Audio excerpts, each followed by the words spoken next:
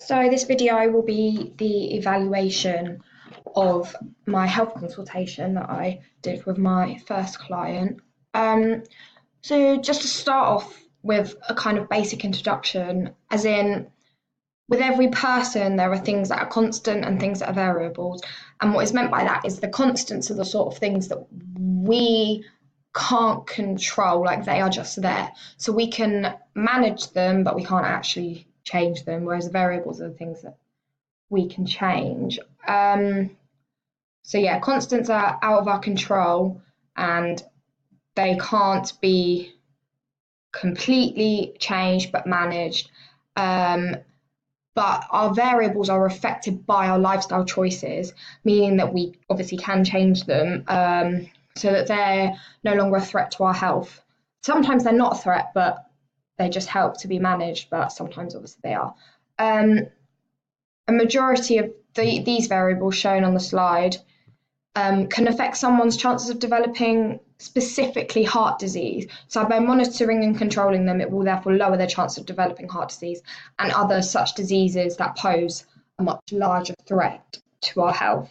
So we're going to start off by looking at the evaluation of my first client's health tests themselves.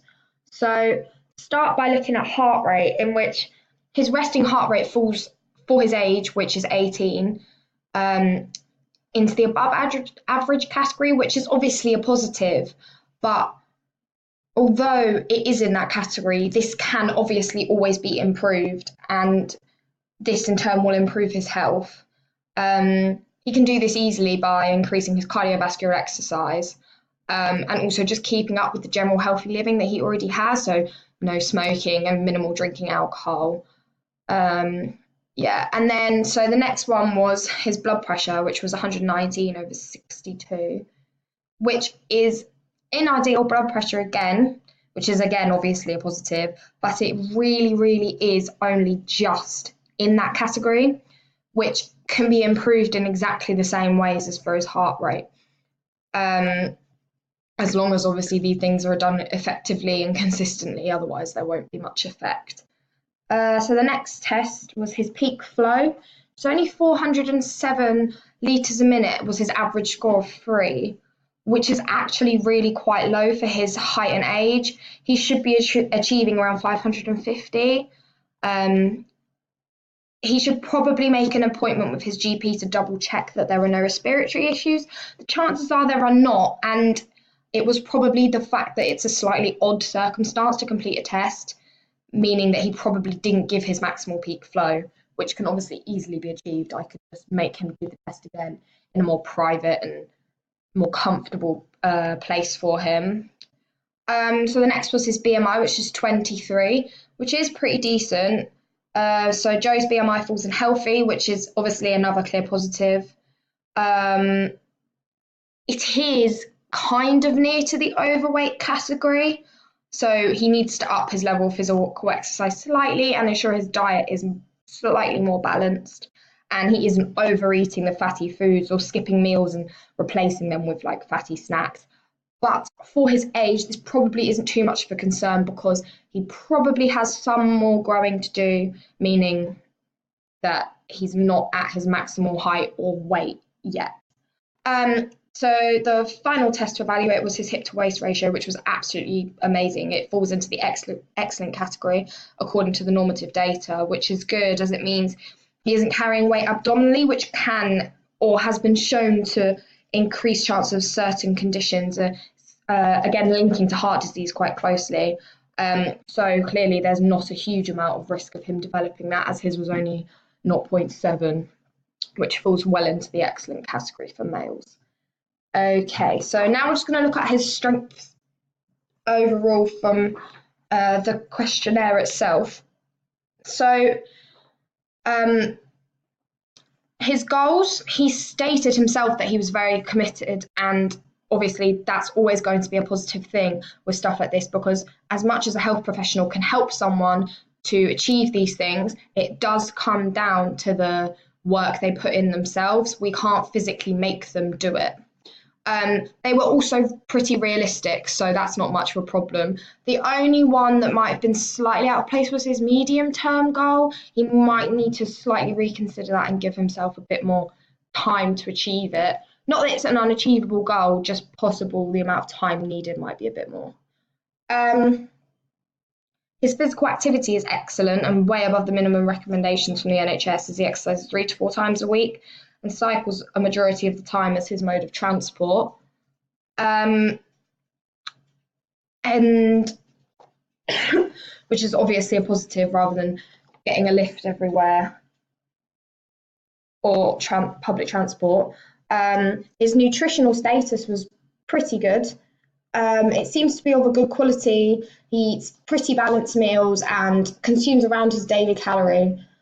He also, one thing that was very positive was he very rarely consumes fast food, which fits into the recommendations of having it one to 2 times a week. He said he only has it once every couple of weeks, which is obviously a positive because it's a lot less fat being consumed. His lifestyle factors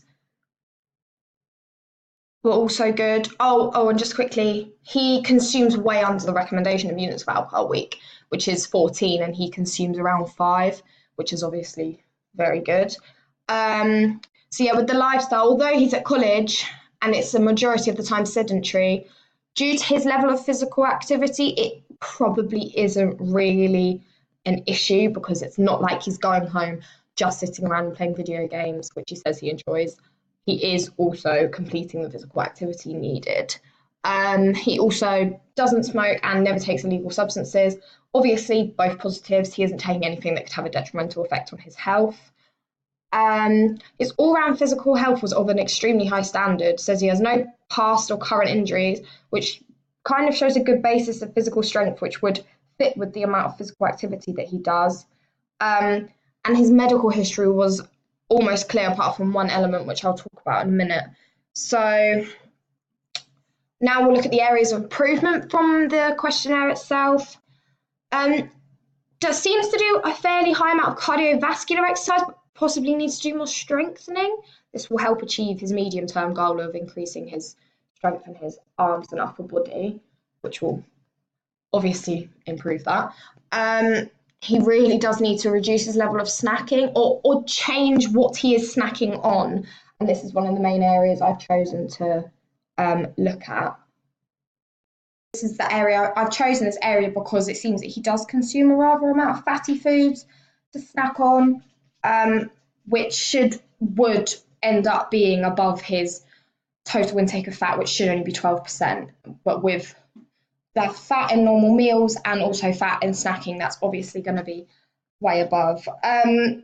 He said that his stress levels were a 5, which obviously isn't really high, but out of 10, it's in the middle. He may want to look into some strategies to help him deal with those stresses. Could just make everyday and general life a bit easier. His hours of sleep were within the recommendations, which is obviously a positive, but I would be advised to get a little bit more than necessary. It's not going to harm you if you get a couple more hours than you're getting, as long as it's not excessive amounts of sleep.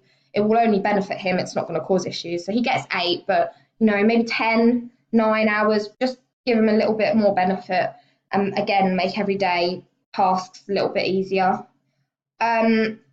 He himself said that his area of weakness was his biceps, which is what he wanted to improve for his physical health, but that's the only thing there that's really been an issue. He can improve that quite easily with exercises of weightlifting, usually involving dumbbells, such as a barbell curl. There are many different ways that he can do that.